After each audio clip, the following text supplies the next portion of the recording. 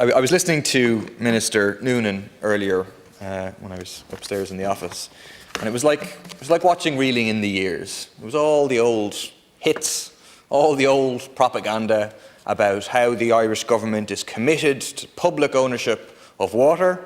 He reeled out the fact that, don't worry, there can't possibly be any privatisation of Irish water because it's there in the legislation, Water Services Act 2014. He didn't mention, of course, that that legislation can just be amended without a referendum. The government can come in here after the next election, committed to privatisation, as I believe Fianna Fáil and Fine Gael in reality are still committed to privatisation, change that, and then the requirement for referendum is gone, without the need for any referendum.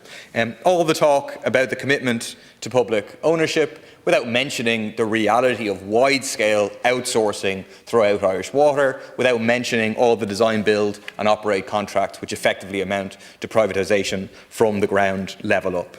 But most sickeningly is we're here because of a request originally by Deputy, I want to call you Collins. For some reason, Joan Burton is in my mind. I apologise very sincerely. Deputy Collins.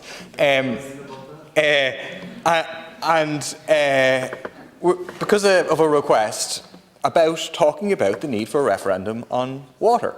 And what we got from the Minister was we got told that the Minister, Darragh O'Brien, looks forward to definitively addressing the referendum in the near while.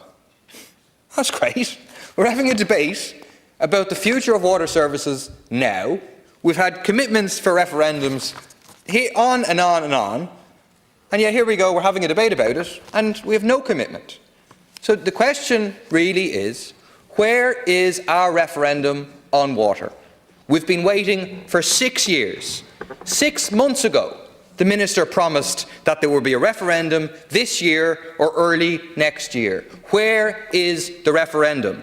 We're only a handful of weeks away from the next Dáil recess, when the Dáil will be off for another full month.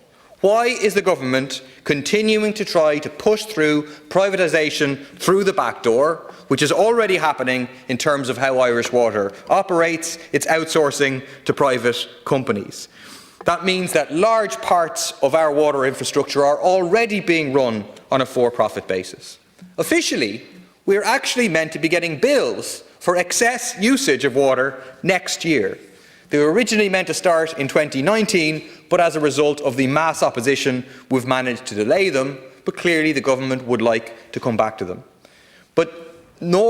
Just as the threat hasn't gone away, the opposition of the water charges movement will also not go away. That is the position of the vast majority of people in this country, and the government knows it.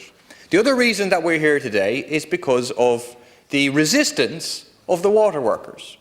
The water workers who are being faced with transferring over to Irish Water, who were also given a promise that before they transferred, there'd be a referendum to ensure that Irish Water could not be privatised. And they've been sold out on that promise by the government. That promise has not been kept. We have no wording and we have no date. And so the workers are absolutely correct to fight, to protect their terms and conditions, and to demand a referendum on public ownership of Irish water. It's great to see that a number of unions have come out to launch the Keep It Public campaign to demand a date for a referendum to enshrine Irish water in public ownership. I think it's also important that we talk about the question of the wording. Deputy Collins brought forward wording 6 years ago at this stage, which had very clear wording which would ensure that you could have no future privatisation of our water services. I sat in multiple committee meetings with Deputy Collins where the government came up with this and that and the other reason to oppose it.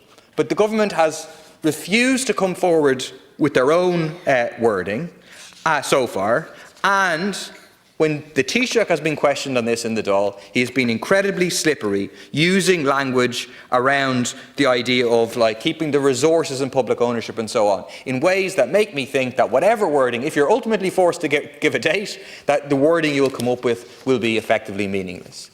because you do not want to have a referendum to enshrine water in public ownership, because the clear policy preference, openly declared and so on, of Fianna Fáil and Fine Gael is ultimately for privatisation of our water. That was what the water charges were for, about commodifying our water in order for privatisation later down the road. I think that the water workers are absolutely right to fight the fight that they are fighting, and which a crucial part of which is to demand a referendum. And I think the public, which fought so heroically, which engaged in mass non-payment, 73% of people refusing to pay, they need to watch this now.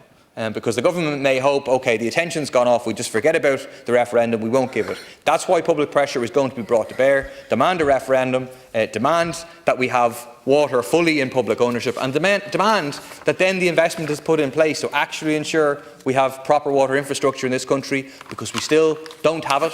That's not because we don't have water charges, because with the same level of investment that we would have had if we did have water charges, it's because of a repeated refusal to invest in vital infrastructure.